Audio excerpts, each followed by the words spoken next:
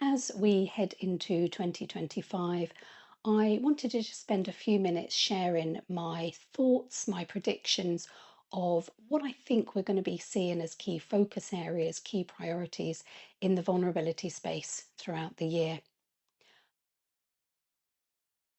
I'm going to start with financial services. And if you are working in this space, you may have already heard rumblings from the FCA where they're inviting firms to revisit the FG21 document, the Fair Treatment of Vulnerable Customers.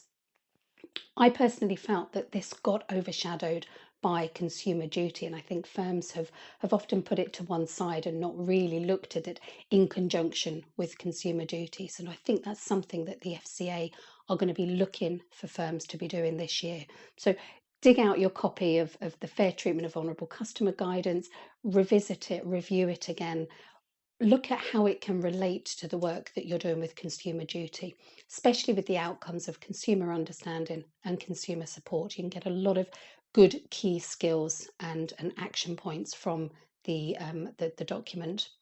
So that can be a good focus area for you, just if you know what you want to look at and what you want to do this year. Looking across all sectors now, these are the three key themes that I think are going to be key priorities moving through the year. The first one is bereavement. And we can hear from several of the regulators that they're encouraging firms to really look and analyse their bereavement processes. Might be something that's already on your radar and something that you would be going to be looking at this year anyway, but I really do want to encourage you, look at that process. Really start to understand, how are your customers feeling? How are the customers' loved ones feeling when they're engaging with you? What do they need to do? What forms do they need to complete? What documents do they need to provide? How many processes do they need to navigate? That's just with your organisation. Then start to think, how many organisations are they having the same conversation with? And then think, how can you make it more compassionate, more empathetic, more stress-free, and quick for them to navigate and to perhaps close that account with you. So I really do want to encourage you, really start to think about your bereavement process and how is that um, enhancing your reputation, and are you becoming known as the company that cares in that space? The second one I wanted to share with you is with regards to diversity and inclusion. And again, we're hearing more and more coming out from regulators about how we can create diverse and inclusive workplaces, which then has a positive knock-on effect with clients. If you have a diverse and inclusive workforce, employees will feel empowered, they will feel productive, they will want to support the customers because they believe in the organisation and they feel supported. It will also be impactful because you have a diverse group of customers. Every one of your customers is different. They will all have different needs, different behaviours, different ethnicities, different cultures. So having that diverse workplace can really help to feel for those customers to feel supported. So it might be something that you wasn't on your radar just yet, but it might be something that you want to consider.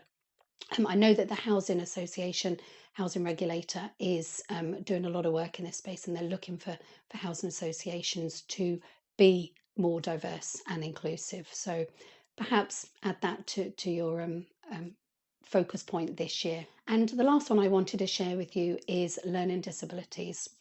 As a mum with a son with learning disabilities, I often feel that this is a group of individuals that often get overlooked, not just those individuals with learning disabilities, but also their carers, those who are their allies, their advocates. We don't often get our voices heard, and it can be a real struggle to get their needs met. So might be worth just looking at your client base. How many of your clients have got learning disabilities? How many of your clients are carers? If you're not sure where to start, I really do suggest that you get in touch with Project Nemo and Catherine Townsend from Nationwide. They are just starting a great initiative in the financial services sector where they are making sure that people who have learning disabilities have full access and support to financial services, financial products. So definitely encourage you to get involved with them. So these are my three predictions of what's going to be key focuses this year: bereavement, diversity and inclusivity, and learning disabilities.